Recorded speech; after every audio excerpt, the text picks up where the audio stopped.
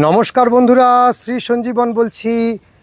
গোলাপের পরিচর্যা আর টানা বৃষ্টি হয়ে চলেছে, তার মাঝে সকল গোলাপ প্রেমীরাই নাজেহাল হয়ে রয়েছেন কিভাবে এই টানা বৃষ্টির হাত থেকে গোলাপগুলোকে বাঁচানো যায়।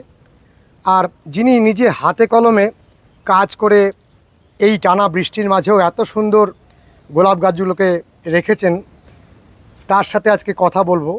আপনারা যারা নিয়মিত আমাদের ভিডিও দেখছেন তারা বুঝেই গেছেন আমি এসেছি চাকদাহ নিবাসী গ্রোয়ার দুলাল বিশ্বাস মহাশয়ের ছাদে। ছাদ জুড়ে শুধু গোলাপ আর গোলাপ, আর বাড়ির সামনের উঠোনটিতে রয়েছে বনসাই এবং শীতের মরশুমি ফুলের, বিশেষত সেলোসিয়া গাছের একজন বিখ্যাত গ্রোয়ার। আপনারা গত বছরে করা সেলোসিয়ার পরিচর্যার ভিডিওটিও দেখবেন। আজকে আমরা মূলত ভিডিওটি করছি এই টানা বর্ষণের হাত থেকে আমাদের প্রিয় গোলাপ গাছগুলোকে কিভাবে বাঁচাবো, কি পরিচর্যা করব তাই নিয়ে। হাতে কলমে যেহেতু উনি করে গাছগুলোকে এত সুন্দর রেখেছেন, সব থেকে ভালো নিদর্শন এবং সব থেকে সঠিক পরামর্শ আমরা আশা করি দুলালদার কাছ থেকেই পেয়ে যাব। চলুন আমরা দুলালদার সাথে কথা বলি। আমরা পেয়ে গেছি বিখ্যাত দুলাল বিশ্বাস মহাশয়কে। নমস্কার দুলালদা। হ্যাঁ নমস্কার। দুলালদা, কতদিন ধরে টানা বৃষ্টি হচ্ছে? আমার তো মনে হচ্ছে 4 সপ্তাহ প্রায় হয়ে গেল একটানা বৃষ্টিপাত হচ্ছে। এরকম বৃষ্টিপাত খুব একটা দেখা যায় না। সেদিন আমরা একটা রেকর্ড দেখছিলাম, টিভিতেই বলছিল যে 1942 না 43 সালে এরকম একটানা অনেকদিন বৃষ্টিপাত হয়েছিল। তারপরে আমাদের এই পশ্চিমবাংলার যে আবহাওয়া, এই আবহাওয়ায় এরকম বৃষ্টিপাত অনেক দিন ধরে দেখি না। মানে এই রেকর্ড বলছে আমারও জন্মের অনেক আগে থেকে এরকম ধরনের একটানা বৃষ্টিপাত হয়েছিল এতদিন। মানে একদিনও রেস্ট নেই? রেস্ট নেই, রেস্ট পাওয়া যায়। হ্যাঁ, জুলাই মাসে এতটা বৃষ্টিপাত 1942 সালে নাকি হয়েছিল। তারপরে থেকে এই 4 সপ্তাহ একটানা বৃষ্টিপাত এরকম এই প্রথম হচ্ছে। সারা পশ্চিমবঙ্গের শুধু গোলাপ নয়, যে কোনো গাছের ক্ষেত্রে একটা খুব চিন্তার বিষয় হয়ে দাঁড়িয়েছে। হ্যাঁ, তার মাঝেও আপনার এই ছাদে এসে দেখছি প্রত্যেকটা গোলাপ গাছ সবুজ প্রাণবন্ত, প্রত্যেকটা পাতা সুন্দর। এর ম্যাজিকটা কি, কিভাবে আপনি রাখলেন এটা? হ্যাঁ শুনুন, গোলাপ গাছের নিয়ম হচ্ছে প্রচণ্ড পরিচর্যা এবং তার বর্ষাকালে গোড়ায় যাতে জল না জমে এবং আবার বেশি যাতে না শুকিয়ে হয়ে যায়। একটানা বেশি বৃষ্টিপাত হলে গোড়ায় যেমন জল জমে পচে, তেমনি যদি বর্ষার দিনে মাঝে সাঝে বৃষ্টিপাত হয় তখন হচ্ছে যে বৃষ্টিপাতটুকু হয় সেটা পাতার উপরে থেকে যায় কিন্তু মিডিয়াতে পৌঁছে না। তখন হয় কি, বৃষ্টিপাতের সময় যেসব সাদা শিকড়গুলো উপরে আসে, যদি আমি সঠিকভাবে জলটা না দিয়ে রাখতে পারি, মানে মেঘলা আকাশ বা সামান্য রোদের জন্যে, তখন তাহলে আবার ওই শিকড়গুলো শুকিয়ে গণ্ডগোল হতে পারে। এই দুটো দিক দিয়ে লক্ষ্য রাখতে হবে। বেশি জল জমে যাওয়াটাও যেমন পছন্দ করে না গোলাপ গাছ, আবার বৃষ্টি যখন বর্ষাকালীন অবস্থায় তখন কয়েকদিন যে প্রচণ্ড রোদ বেরোয়, মেঘের ফাঁকে ফাঁকে যেসব তীব্র রোদ, আল্ট্রাভায়োলেট রশ্মি, যেগুলো ধরুন ওই বেলা 12টা কি 1টার মধ্যে বেরোয়, ওইগুলোর হাতেতে রক্ষা করার জন্য মিডিয়াটা একটু পরীক্ষা মাঝে সাঝে চেক করে নিতে হয় যে মিডিয়াটা একেবারে শুকিয়ে গেল কিনা। আর তারপরে রয়েছে ধরুন এই যে আমাদের যে গোলাপ গাছের বর্ষাকালে একটা সবথেকে মারাত্মক রোগ, যেগুলো পাতা ঝরে যায়, সেগুলো হচ্ছে ব্ল্যাক স্পট। দেখুন এই একটা গাছে ব্ল্যাক স্পট ধরছে, সবে এখনও ধরিনি। এই দেখুন পাতাগুলো মাঝে মাঝে এইরকম একটা অবস্থা দাঁড়াচ্ছে। এইগুলোই ভবিষ্যতে, এখানে একটা গাছ দেখুন, এখানে এরকম পাতাগুলো এরকম ব্ল্যাক স্পট ধরে এরকম হলুদ হয়ে পড়ে যাবে।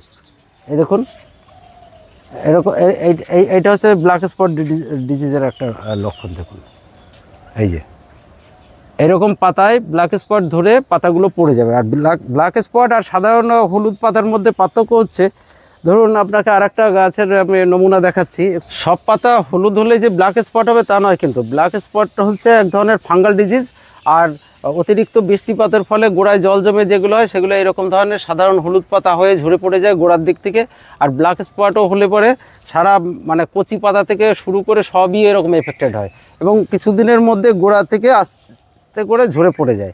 এই হলুদ পাতা হলেই ব্ল্যাক স্পটের সমস্যা নয়? হ্যাঁ না, সব হলুদ পাতা যে ব্ল্যাক স্পট তা নয়, কিন্তু এই যে মানে একটা পাতা হলুদ হয়েছে, এটা ন্যাচারালি গাছের গোড়ার দিকের থেকে পাতা মানে পেকে পড়ে যাওয়ার কথা বলে, সেটা আসলে না, এটা পাতার অনেক বয়স হলে গোলাপের নিচের দিক থেকে ওরকম হলুদ হয়ে পড়ে যায়।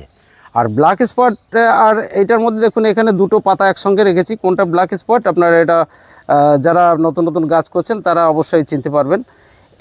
এইটা নর্মাল, আমার এই পাশের হাতে যেটা রয়েছে এটা সাধারণ নর্মালি হলুদ হয়ে পড়েছে, কিন্তু ব্ল্যাক স্পটে দেখবেন মানে ছিট ছিট বিভিন্ন জায়গায় এরকম ধরনের স্পট পড়ে রয়েছে, এটা হচ্ছে ব্ল্যাক স্পট, এটা হচ্ছে নর্মালি পেকে যাওয়া পাতা।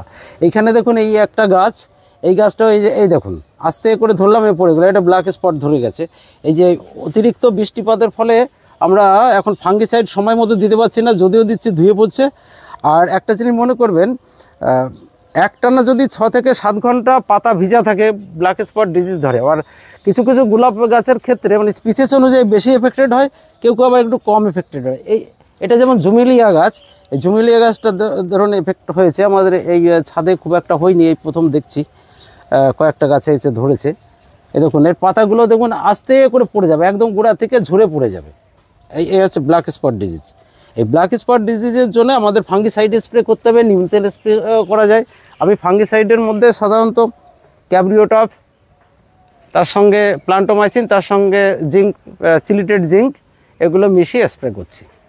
ক্যাব্রিওটপ যারা দেবেন তারা দেবেন 1 লিটার জলে 3 গ্রাম ক্যাব্রিওটপ দেবেন, 1 গ্রাম প্লান্টোমাইসিন দেবেন, 1 গ্রাম চিলিটেড জিঙ্ক দেবেন।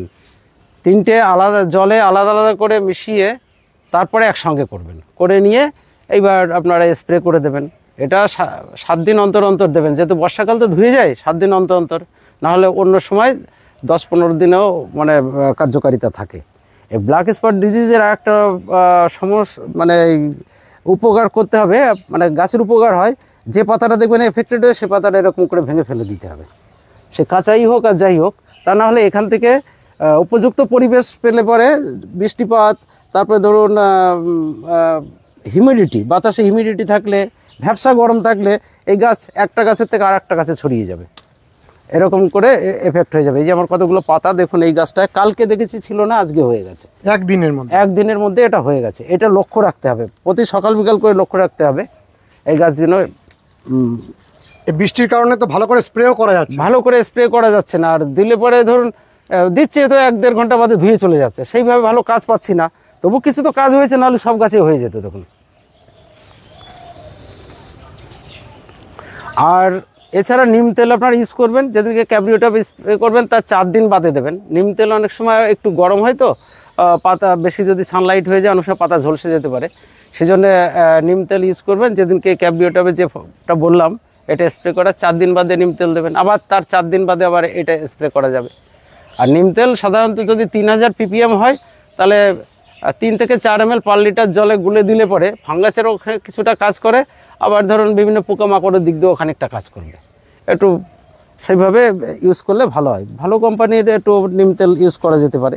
মানে ব্ল্যাক স্পট যুক্ত পাতা এবং হলুদ পাতা দুটোকেই আমরা প্রতিদিন তুলে ফেলবো? হ্যাঁ, তুলে ফেলতে হবে।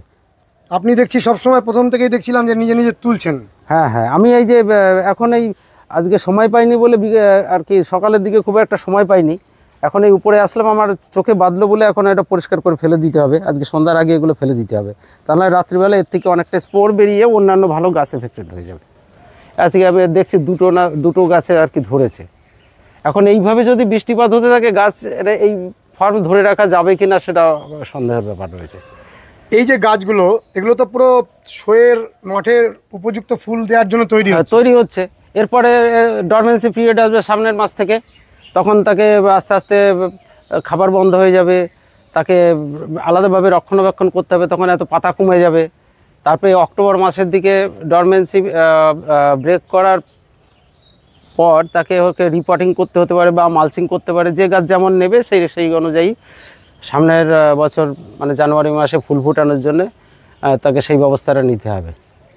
তার জন্য এখন থেকে গাছগুলো যাতে সতেজ থাকে, আর এখনই যদি আমি এই ছেড়ে দিই তাহলে সমস্ত পাতা যদি ঝরে যায় বর্ষার মধ্যে, আমাদের যেদিন থেকে মানে যে মাস থেকে ডরমেন্সিতে নিয়ে যাবো গাছ, তার আগে যদি পাতা ঝরে গিয়ে নিজে থেকেই ডরমেন্সিতে চলে যায় তাহলে সঠিক সময় ফুল ফুটানো মুশকিল হয়ে যাবে। কেননা যদি আগে থেকে পাতা ঝরে যায় সে তো নিজে থেকে ডরমেন্সিতে চলে আসবে, তাই একটা টাইম আসবে যখন দেখা গেলো অক্টোবর মাসে নতুন ডাল সারা শুরু করে দেবে, নতুন যদি ডাল ছেড়ে দেয় তাহলে সেই বছরে আর ভালো ফুল পাওয়া যাবে না, আর পুনিং দেওয়ার জায়গাও পাওয়া যাবে না।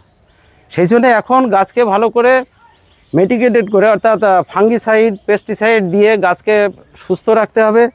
গাছের গোড়ায় যেন বেশি জল না জমে, আর গাছের শিকড় যেন ড্যামেজ না হয়। আর গাছকে রোদ পেলে সারাদিন যেদিন রোদ পাবেন সেদিন খাবার দেওয়া যাবে। এখন মোটামুটি সপ্তাহে 2 দিন 1 গ্রাম করে পার গাছে ক্যালসিয়াম নাইট্রেট দেওয়া যেতে পারে জলের সঙ্গে গুলে গুলে, আর সপ্তাহে 2 দিন। আর একটা মিক্সার খাবার আপনার যেগুলো এনপিকে 8-16-16 বা এনপিকে কম রেশিওতে যে খাবারগুলো আর কি পটাশিয়াম বেশি, নাইট্রোজেন কম, এইসব খাবারগুলো আপনারা দিতে পারেন। আপনার এই ছাদের গাছগুলো নিচের যে গোলাপ গাছগুলোর থেকে অনেক বেশি ভালো আছে। হ্যাঁ, আচ্ছা, কেউ যদি চান যে এই গোলাপগুলোকে পুরো বৃষ্টির জল থেকে বাঁচাবেন শেড দিয়ে, সেটা কি ভালো? হ্যাঁ, মানে সমস্ত বৃষ্টির ক্ষেত্রে না বাঁচালেও চলবে। যখন নিম্নচাপে তখন আর কি উপরে পলিশেড যেগুলো সানলাইট ট্রান্সপারেন্ট সেগুলো দিয়ে আপনি ঢেকে রাখতে পারেন। আবার নিম্নচাপ চলে গেলে হয়তো সারাদিনে একবার বৃষ্টিপাত হলো বা 2বার হলো, তাতে কিছু ক্ষতি হবে না। আপনি তো ঢাকেননি। আমি ঢাকিনি, ঢাকা সম্ভব হয়নি বলে ঢাকা যায়নি। কিন্তু না ঢাকা সত্ত্বেও গাছগুলো ভালো আছে। ভালো আছে, এটা কতদিন ভালো রাখা যাবে এটাই তো ব্যাপার। মানে এরকম যদি টানা চলতে থাকে আরও অসুবিধা হবে। অসুবিধা হবে, এটা খাবার দিতে পারবো না গাছে। খাবার বলতে এই সময় আপনি কি খাবার দিতে চাইছেন? এখন গাছের যে রুটিন যে খাবার, সেই সব মিক্সার খাবারগুলো, এনপিকে খাবারগুলো দিতে হয়, কিছু ক্যালসিয়াম নাইট্রেট জাতীয় খাবার দিতে হয়। এখন খোল পচা টচা দেওয়া খুব মুশকিলের ব্যাপার, এখন আর দেওয়া যাবে না। আর বৃষ্টির জলে তো ভালো মানে নিউট্রিশন রয়েছে, আর বৃষ্টির জল পরিষ্কার, টিডিএস ফ্রি অনেকটা জল, তা গোলাপ গাছের পক্ষে খুবই ভালো। কিন্তু এই যে 7-8 ঘন্টা ধরে যে পাতা ভিজা থাকলে পরে ব্ল্যাক স্পট ঠেকানো খুবই মুশকিলের ব্যাপার। আপনি বলছিলেন যে 1 মাসের মধ্যে আপনি গাছকে কোনো খাবার দিতে পারেননি বৃষ্টির কারণে। না, খাবার দিতে পারেনি বৃষ্টির কারণে। কখন খাবার দেবো? খাবার দেওয়ার টাইম পাইনি। একদিন যে সারাদিন 12 ঘন্টা রোদ এরকম পাইনি এখনো পর্যন্ত। আর তাছাড়া গুঁড়া সবসময় ভিজা থাকছে, ভিজার মধ্যে খাবারটা না দেওয়াই ভালো। তবু দেখুন যেরকম আছে, প্রতি বছরের মতো এবারও আমরা চেষ্টা করব ভালো কাজ করার জন্য। এই যে গোলাপের কুড়িটা আমরা দেখছি, এই ফুল কি আপনি ফুটতে দেবেন? না, এই দেখুন এরকম করে ভেঙে দিতে হবে। যখনই আমি চোখে বাঁধবে ওটাকে ভেঙে দিতে হবে। কুড়ি ভাঙার উদ্দেশ্য হচ্ছে গাছকে কোনো মানে আমাদের কাঙ্ক্ষিত দিন ছাড়া প্রোডাকশানে নেব না। আমি যদি কুড়ি ভেঙে রাখি তাহলে গাছটা কী করবে? ভেজিটেটিভ গ্রোথে থাকবে, প্রোডাকশানে যাবে না। প্রোডাকশানে গেলে গাছের কিছু ওদের আর কি ভেজিটেটিভ গ্রোথটা নষ্ট হয়, তার মানে বৃদ্ধির হারটা অনেকটা কমে যায়। সেই জন্যে আমরা কুড়ি ভেঙে ভেজিটেটিভ গ্রোথেই রাখবো। এই যে আরেকটা কুড়ি এসছে, হ্যাঁ, এটা কুড়িটাও এরকম করে ভেঙে দিতে হবে। যত সময় কুড়িটা ধরা যাবে সেই অবস্থায় ভাঙতে হবে। বেশি কচি অবস্থায়, যেমন এই যে একটু কালার এসছে, এই কুড়িগুলো ভেঙে দিচ্ছে, ধর এরকম করে কুড়িগুলো ভেঙে রাখতে হবে। কুড়িগুলো ভেঙে রাখলে পরে এরা নতুন নতুন ডাল ছেড়ে গ্রোথে আসবে। আর আমি যদি কুড়িগুলো না ভাঙি তাহলে করবে কি, ওই কুড়িকেই ফুটানোর জন্য গাছের আর কি এনার্জি লস করবে। আপনি কিছু ওষুধ কিনে এনেছেন এই মুহূর্তে, যদি দর্শক বন্ধুদের ওষুধগুলোকে একটু দেখান যে কী ওষুধগুলো আপনি এনেছেন এই মুহূর্তে। শোনেন, আমরা এখন নিয়ে এসেছি সাধারণত পাতা যে সে স্পটগুলো পড়ছে এই ওষুধ, যেরকম একটা সিনজেন্টা কুমার ফলিগোল্ড, ওরা ফলিগোল্ড, ওটা লিটারে 2 ml করে দিলেও এই স্পটের থেকে খানিকটা মুক্ত পাওয়া যাবে। ওর মধ্যে রয়েছে ক্লোথোনল আর হচ্ছে মেটালাক্সিন মিশানো যে ওষুধ, ওটা দেওয়া আমি দেবো মনে করেছি। মানে ফোলিও গোল্ডটা দিয়ে আপনি আগে ভালো রেজাল্ট পেয়েছিলেন? ভালো রেজাল্ট পেয়েছি, ক্যাব্রিওটপ দিয়েও রেজাল্ট পেয়েছি। এবার পাল্টাপাল্টি করে ওষুধ অনেক সময় যাবে, একই ফাঙ্গিসাইড না দিয়ে, সেই জন্যে এবার ফোলিও গোল্ড দেবো। দুলালদা, গত বছরে আপনার যে গাছটা পুরস্কৃত হয়েছিল, প্রথম পুরস্কারে পুরস্কৃত হয়েছিল, আপনি দাঁড়িয়ে আছেন সেই গাছটার সামনে। শুনুন, এই গাছটা হচ্ছে অরিত্র, আমাদের বেঙ্গল রোজ সোসাইটির স্বপন হালদারের ওনার বিট করা গাছ। এই দেখুন, একটু আগে যেটা বলছিলাম যে বর্ষাকালে গাছকে বর্ষাকালেও গাছ শুকিয়ে যেতে পারে, এটা তার একটা নমুনা। এই দেখুন, এটাকে একটু জল দিতে দেরি হয়েছে, তার জন্য গাছটা মাথাটা ঝিমিয়ে গেছে। তার মানে বৃষ্টি হচ্ছে, তার মানে এই গাছের ভলিউমটা দেখুন। এটা এই পাতা, এত পাতা যে এখানে যতটুকু বৃষ্টিপাত হয়েছে বা তলায় পড়তে পারেনি, পাশ দিয়ে ছিটে গেছে। এই জিনিসটাও লক্ষ্য রাখতে হবে। আমি এখনই এটাকে জল দিলাম। এটা 1.5 বছরের গাছ, এটা 1.5 বছরের গাছ, এটা বিরাট ভলিউম। হ্যাঁ, 1.5 বছরের অরিত্র, এই গাছটা একটা ফ্লোরিবন্ডা গাছ, স্বপন হালদার আমাদের আছেন, ওনার বিট করা গাছ। তো এই এবছরে বেঙ্গল রোজ সোসাইটিতে, বেঙ্গল রোজ সোসাইটির সাথে যদি আপনি যেয়ে থাকেন, এই অরিত্র গাছই হাওড়ার প্রবীর মুখার্জির ওনার গাছটা মানে প্রথম পুরস্কার পেয়েছিলেন এবং খুবই ভালো মানের ফুল হয়েছিল। এবং এই অরিত্র গাছটা আমার যা মনে হয়, যা ফুল দেওয়ার যা ক্যাপাসিটি, সারা ভারতবর্ষে এর মানে ছড়িয়ে পড়তে বেশি দিন সময় লাগবে না গাছটা। এত ভালো ভ্যারাইটি আমার তো মনে হয়েছে খুব ভালো ভ্যারাইটি। আর আপনার এই গাছটা তো এবছরও কোনো না কোনো পুরস্কারে পুরস্কৃত হওয়ার মতো ভলিউম নিয়ে দাঁড়িয়ে আছে। দেখা যাক, এটা আমাদের সেকেন্ড ইয়ারের গাছ। সেকেন্ড ইয়ারের গাছে আমার আগের পুরনো যেসব গাছগুলো ছিল সেই গাছগুলো তো আর এখন নেই। তা এখন এই যার বৃদ্ধিটা খুব ভালো আর কি। এই যে এত বৃষ্টিপাতের মধ্যে দেখুন গাছের চেহারাটা কত ভালো। আচ্ছা, আপনারা শোয়ের জন্য গাছগুলো করেন, এই গাছগুলোকে মোটামুটি কোন সময় ফুল নেওয়ার জন্য ভাবছেন? আমরা এটা জানুয়ারিতে ফুল নেব। জানুয়ারিতে? একদম জানুয়ারি 5-7 তারিখের মধ্যে আমাদের ফুল নিতে হবে। সেইভাবে করে এখন থেকে প্রস্তুতি নেওয়া হচ্ছে। এখন থেকে খাবার দেওয়া হবে। আবার দেখা যাবে সেপ্টেম্বর মাস থেকে আমাদেরকে ডরমেন্সিতে নিয়ে চলে যেতে হবে, খাবার দাবার বন্ধ করে। তারপর এটা রুগ্ন হয়ে যাবে, পাতা টাতা ঝরে যাবে। তারপর অক্টোবর মাসের 7 থেকে 15 তারিখের মধ্যে এগুলো কোনোটা মালচিং, কোনোটা আবার রিপোর্টিং করে দিয়ে তাকে সেইভাবে কিছু রুট পুনিং যদি প্রয়োজন হয়, এই টাইমে রুট পুনিংয়ের প্রয়োজন হয় না, তবু যতটা যা করতে হবে মানে গাছকে আবার খাবার দাবার দিয়ে বসাতে হবে। তারপর একটা নির্দিষ্ট টাইমে আবার খাবার শুরু করতে হবে। তারপরে তাকে পুনিং দিলে পরে আমরা মোটামুটি জানুয়ারিতে ফুল নেওয়ার জন্য আমরা এগোচ্ছি। মানে ওটা হচ্ছে আপনার যখন আমরা ফুলটা চাইছি ঠিক সেই অনুযায়ী আমাকে প্রুনিংটা দিতে হবে। হ্যাঁ, সেই অনুযায়ী পুনিং দিতে হবে, সেই অনুযায়ী তাকে খাবার বন্ধ রাখতে হবে, ডরমেন্সি নিতে হবে, সেই অনুযায়ী তাকে মালচিং করাতে হবে, সেই অনুযায়ী আবার পুনরায় তাকে খাবারে স্টার্টিং করতে হবে। খাবারে স্টার্টিং করে এবার ভ্যারাইটি অনুযায়ী আপনার কোনো ভ্যারাইটি হয়তো 70 দিনে পুনিং দেওয়ার পর ফুল দেয়, কোনোটা 40 দিনে পুনিং দেওয়ার পর ফুল দেয়, কোনোটা 50-55, সেই অনুযায়ী ডায়েরি মেনটেন করতে হয়। তারপরে তাকে পুনিং দিলে পরে এবং ব্রাঞ্চের উপরে দেখুন, একই গাছ যদি একটু পেন্সিল সাইজের ডালে যদি পুনিং দেন একটা টাইমে ফুল হবে, তার থেকে মোটা ডালে পুনিং দিলে আরও লেট হয়ে যাবে। সেই জন্য যারা এই বিষয়ে অভিজ্ঞ তাদের কাছ থেকে একটু জেনে দিতে হবে প্রথম যারা গাছ করছেন। মানে ফাইনাল প্রুনিংটা আমরা ভ্যারাইটি অনুযায়ী করব? ভ্যারাইটি অনুযায়ী করতে হবে, তা নাহলে সব গাছের ফুল একই দিনে পাবেন না। মানে একই দিনে পাবেন একটাই কারণে, কোনো গাছের দেখা গেল যে তারা পুনিং দেওয়ার পর 70 দিন ফুল দেয়, 70 দিনের মাথায় আপনি ফুলটা পাবেন। কোনো গাছে আবার দেখা যাচ্ছে যে 45 দিন থেকে 48 দিনের মাথায় পুনিং দিলে আবার ওই ডেটে গিয়েই আপনি ফুল পাবেন। সেইভাবে হিসাব করে তাকে খাবারও স্টার্ট করতে হয়, সেইভাবে খাবার অফও করতে হয়, সেইভাবে তাকে রিপোর্টিংও করতে হয়, সেইভাবে তাকে আবার পুনিংও দিতে হয়। আবার পুনিং দেওয়ার পর তাকে ওই হিসাব করে খাবার এগিয়ে যেতে হবে, তাহলে আপনি ফুলটা পাবেন। অসাধারণ নলেজ, আমরা একটা অসাধারণ বিষয়ে জানলাম আজকে, যে আমাকে শুধু প্রুনিংয়ের নির্দিষ্ট ডেটে করলেই হলো না, তার সঙ্গে সঙ্গে আমাকে জানতে হবে যে কোন ভ্যারাইটিটাকে আমি চাইছি অমুক দিনে ফুল নেব। দেখুন, এই প্রুনিংয়ের ডেট বদলে যাবে। শুনুন, গাছ লাগালে যে কোনো গাছ আপনার ফুল একদিন না একদিন হবেই। সে আপনি সিজন ফ্লাওয়ার বলেন, ডালিয়া, চন্দ্রমল্লিকা, সেলুসিয়া যাই বলেন, কিন্তু ফুল গাছ বাড়িতে লাগানো আর তাকে নিয়ে কালচার করার মধ্যে অনেক পার্থক্য আছে। তাকে অনেক সায়েন্টিফিক দিক আর কি মেনশন করে তাকে একদম ডেট অনুযায়ী ফুলটা ফোটাতে হয়। আজকে একটা সিলেবাস তৈরি করা হয় তাকে। আপনি একটা জিনিস দেখুন, এই পরীক্ষা দেওয়ার মতোই এটা ব্যাপারটা।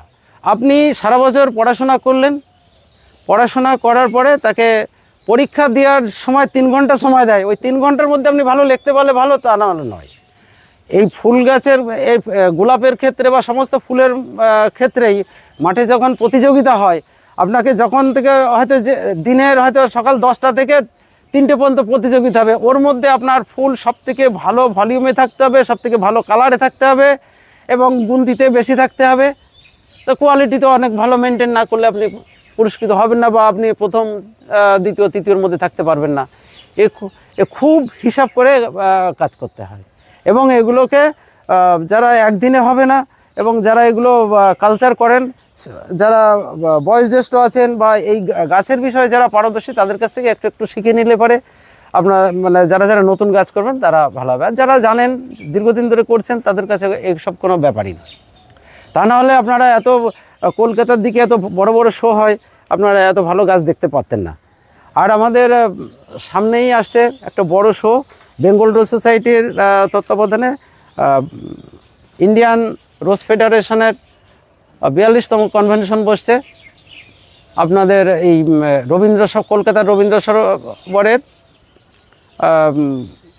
লায়ন সাফারি পার্কে জানুয়ারির 3 থেকে 5 তারিখ। যারা এই ভিডিওর মাধ্যমে জানলেন তারা ওখানে গাছপালা দেখতে যাবেন এই দিন। আশা করি অনেক উন্নত মানের গাছ সেখানে দেখতে পাবেন। গোলাপ কী রকম হতে পারে ওখানে না গেলে আপনারা বুঝতে পারবেন না। আমাদের লায়ন সাফারি পার্কের যে মাঠে যে গাছ হবে ধরে নিতে হবে ওয়ার্ল্ড ফেমাস গাছ। এই পট কালচারে আমরা যতটা জানতে পেরেছি সারা পৃথিবীর মধ্যে কলকাতার তথা বাংলার পট কালচার অনেক বেশি এগিয়ে। কিছুদিন আগে জাপানে যে শো হয়ে গেল, আমাদের এখানে প্রতিনিধিরা গেছিলেন, ওনারা ওখান থেকে দেখে এসে বলেছেন আমাদের বেঙ্গল রোজ মানে ওয়েস্ট বেঙ্গলের যেসব পট কালচার রয়েছে অনেক উন্নত মানের। আপনারা সেসব গাছগুলো দেখতে পারবেন। কলকাতার অনেক ছেলেরা খুব ভালো মানের গাছ করেন। তার মধ্যে রয়েছেন মানে এদেরকে গাইড করছেন আমাদের সঞ্জয় মুখার্জি সঞ্জয় মুখার্জি বিখ্যাত রোজারিয়ান। আপনারা হয়তো ওনার অনেকে নাম শুনেছেন। আপনারা ওনার সঙ্গে যোগাযোগ করেও আপনাদের গাছ সম্বন্ধে অনেকটাই জেনে নিতে পারবেন অনেক উন্নত মানের গাছ করার জন্য।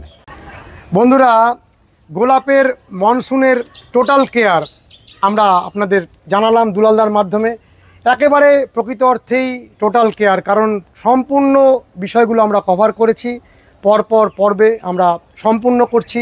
আপনারা প্রত্যেকটি পর্ব সম্পূর্ণ দেখবেন, কখনো স্কিপ করে দেখবেন না, কারণ গোলাপ কিন্তু স্কিপ করে দেখলে কিছুটা আপনার বাদ চলে যাবে, গাছের ক্ষেত্রে তার প্রভাব পড়বে। যারা গোলাপ ভালোবাসেন তারা অতি অবশ্যই প্রত্যেকটি ভিডিও ভালোভাবে দেখুন। আজকের ভিডিওটি কেমন লেগেছে জানাবেন, লাইক করবেন, শেয়ার করবেন, সাবস্ক্রাইব করবেন। ভালো থাকবেন বন্ধুরা, সুস্থ থাকবেন, ভগবান আপনাদের মঙ্গল করুন। নমস্কার।